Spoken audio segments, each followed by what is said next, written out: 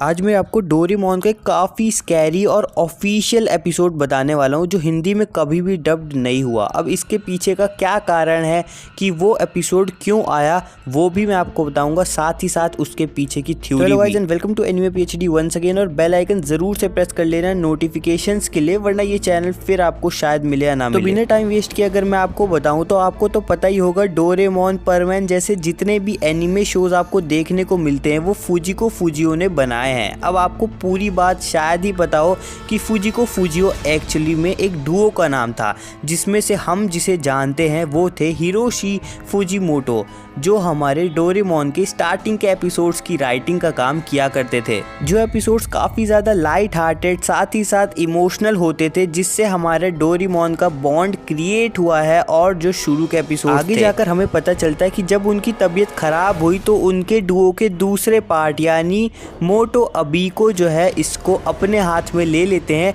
और उसके बाद से जो एपिसोड्स वो क्रिएट करते हैं वो काफ़ी ज़्यादा डार्क और स्कैरी होते हैं। और उनके एपिसोड में कुछ ऐसी डेप्थ होती है जिसकी मिस्ट्रीज आज तक भी सॉल्व नहीं हुई। आज हम कुछ ऐसे ही एक एपिसोड के बारे में बात करने वाले हैं जो वैसे तो बैन हो चुका है, लेकिन शुरू में जब ये आया था तो ये काफ़ी ज़्यादा ही अनोइंग था और इंडिया तक तो ये पहुंचा ही नहीं। तो अगर हम एपिसोड की बात करें तो हमें पता चलता है कि डोरेमी टाइम मशीन से आती है और डोरेमोन को सर्विसिंग के लिए कहती है, लेकिन जल्दीबाजी से ज़्यादा ध्यान ना देते हुए डोरेमोन हाँ भी कह देता है। अगले सीन में हमें पता चलता है कि जियान, शिजुका और सुनियो सब लोग अपनी चीज़ों को आसान करने के लिए गैजेट की डिमांड करते हैं। और वहाँ पर जैसे ही नोबिता पहुँचता है वो ये सारी बातें जो है उससे बताने लगते हैं। और जियान जो है काफ़ी ज़्यादा फोर्स भी करता है नोबिता को, तो नोबिता तुरंत घर आता है और फिर डोरेमोन के सामने रोना शुरू कर देता है। इस बार डोरेमोन उसे शांति से सुनने के बजाय काफ़ी ज़्यादा अजीब सा बिहेव करने लगता है, जैसे वो उसे मारने ही वाला होता है। उसी समय वहाँ पर डोरेमी आ जाती है, फिर उसका मूड एकदम से चेंज हो जाता है और वो जो गैजेट्स बोलता है वो नोबिता को देकर डोरेमी के साथ चला जाता है। कुछ समय बाद हमें पता चलता है कि नोबिता वापस से रोते हुए डोरेमोन के पास आता है, क्योंकि उसने जो गैजेट जियान को दिया था वो अच्छे से काम नहीं किया और जियान को उसकी मॉम से मार पड़ी।